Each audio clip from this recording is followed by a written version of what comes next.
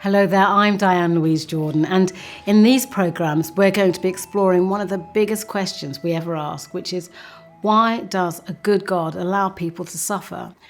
We're going to be talking to people who are going through all kinds of tragedies, hearing not just how their lives have changed, but how their faith has been challenged.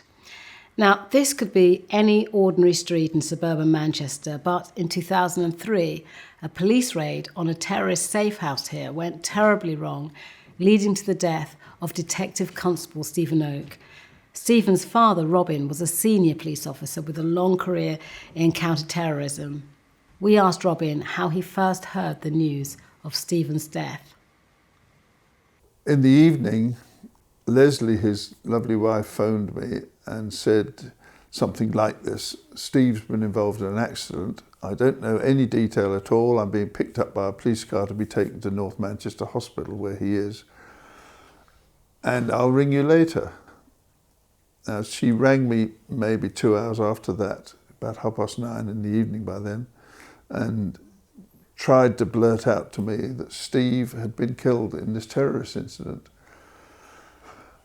She put the Deputy Chief Constable of Manchester on the phone, who I knew very well, was a good friend of mine, who told me that some of the detail without, I think, letting too much out of the bag. And Steve had been involved in the morning with a terrorist raid. He'd got up at 4 a.m. And because of what they found in that flat, the Chief Inspector said, look, there's more information here, another raid tonight, it's better to keep the same team together. And so that's why they were all kept on duty. And they found the 2 extra terrorists they wanted. And in there was another lad who had escaped from a terrorist operation in London. And Steve knew about this and had been one who was briefed as to what he looked like and gave a good description. And Steve found him in the kitchen under a table and tried to get him out, and the fellow made another bid to escape, Steve not knowing that he had a big knife up his arm. And he, with 3 colleagues, all were injured, and Steve, of course, died in that attempt to get this guy.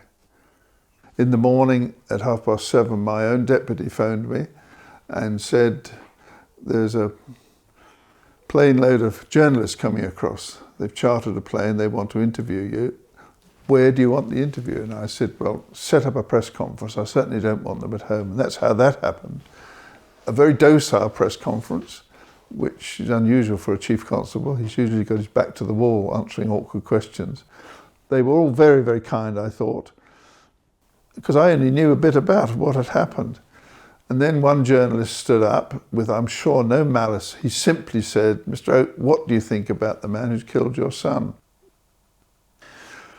Question I hadn't expected. I looked at him probably for 10 or 12 seconds, but I was actually praying for the right answer, knowing that whatever I said was going to go out on air. And I said, I think roughly this: I don't know all the circumstances, I certainly don't know the man, but I forgive him, and I pray that God will forgive him. And suddenly this mood of the press conference completely changed. And of course they couldn't believe that a chief of police could ever forgive a terrorist, and why, and so on and so forth. Then they wanted personal interviews. Now, why I said it was, I'm sure, God-given, because I wouldn't have planned that, and I'd only got 10 seconds notice to give an answer. But I've been forgiven. So in a sense, forgiveness is part of me. I've been a parent where I've had to be forgiven, or I've forgiven children. So in a sense, it was part of my life. So it was a natural thing to say, but I suppose unnatural to say I forgive a terrorist. But I'm so glad that I did. But I had 2 questions. One, what's my wife going to say when she hears that I've forgiven a terrorist? And what's Leslie going to say? And indeed, Steve's children. Wonderfully, they said, I'm so glad you said that, because that's really taken a big heat out of what we were thinking.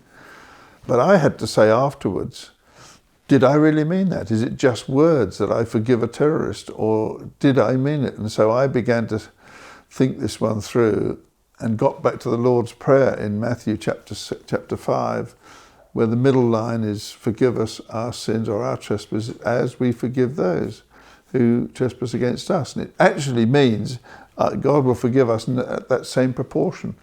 And in the same chapter it says, love your enemies, which was a bit difficult for me, I must admit. But again, in my thinking, in my praying, I felt, well, hang on, it's not Robin Oak trying to love a terrorist. That almost is an impossibility as a policeman, let alone a father who's just lost his son. But it was God's love in me out to the terrorists. And so that's why we prayed for him and pray for him now.